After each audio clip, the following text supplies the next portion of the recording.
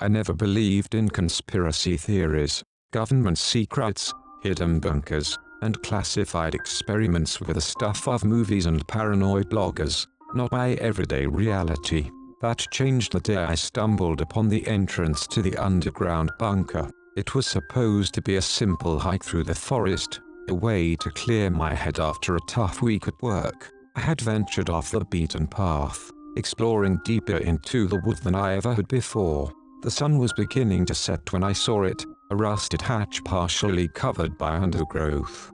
Curiosity got the better of me, and I brushed away the leaves and dirt, revealing a metal door with a faded government insignia and a warning, "Authorized personnel only." I should have turned back, but something compelled me to stay. I pried the hatch open, the creak of the hinges echoing through the silent forest. A set of metal stairs descended into darkness. My phone's flashlight was weak, but it was enough to see the steps. I hesitated, but the allure of the unknown was too strong. I began my descent.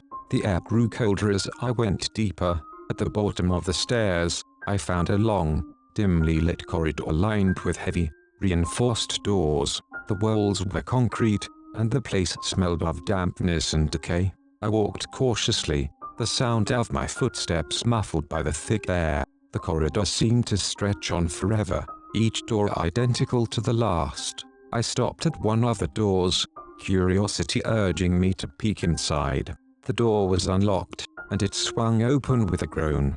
The room was small, filled with old computers, lab equipment, and scattered papers.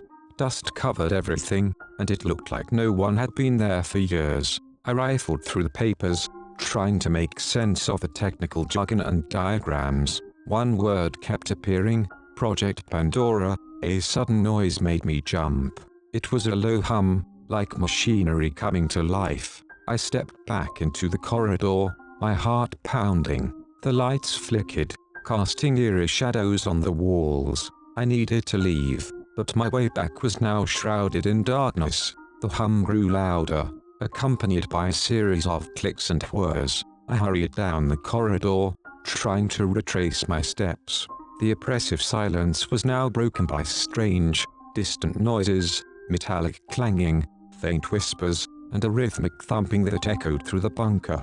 Panic set in as I realized I was lost. The corridor seemed to twist and turn in ways I hadn't noticed before. Then, I saw it, a figure standing at the end of the corridor. It was barely visible in the flickering light, but I could make out the shape of a person. Relief washed over me, thinking it was another explorer or maybe someone who could help. I called out, but the figure didn't respond. As I approached, a wave of dread swept over me. The figure stepped into the light, revealing its grotesque form. It was human, or had been once, but now it was something else. Its skin was pale and translucent, stretched tightly over protruding bones. Its eyes were sunken and devoid of life, yet they followed my every move. I backed away slowly, my breath catching in my throat. Suddenly, the lights went out completely, plunging the bunker into darkness. I heard the creature move, its ragged breathing filling the corridor. I turned and ran, blindly groping for the stairs. The corridor seemed to stretch endlessly, my footsteps echoing in the confined space. Behind me, I could hear the creature's pursuit, its movements quick and erratic. I stumbled and fell, my phone skidding away and plunging me into total darkness. The creature's breathing grew louder, closer. I scrambled to my feet, feeling along the walls for any sign of the stairs. Just when I thought I was lost, my hand brushed against the cold metal railing. I climbed desperately, the creature's hot breath on the back of my neck.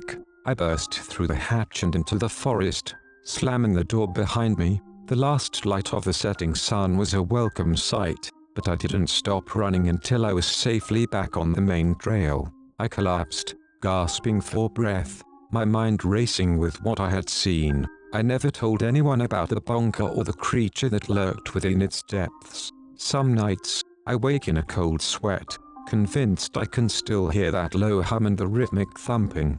I moved away from that town, but the memories haunt me. I can't shake the feeling that the creature's still down there, weighing for its next victim, and sometimes, when I'm alone in the dark, I wonder if it found a way out.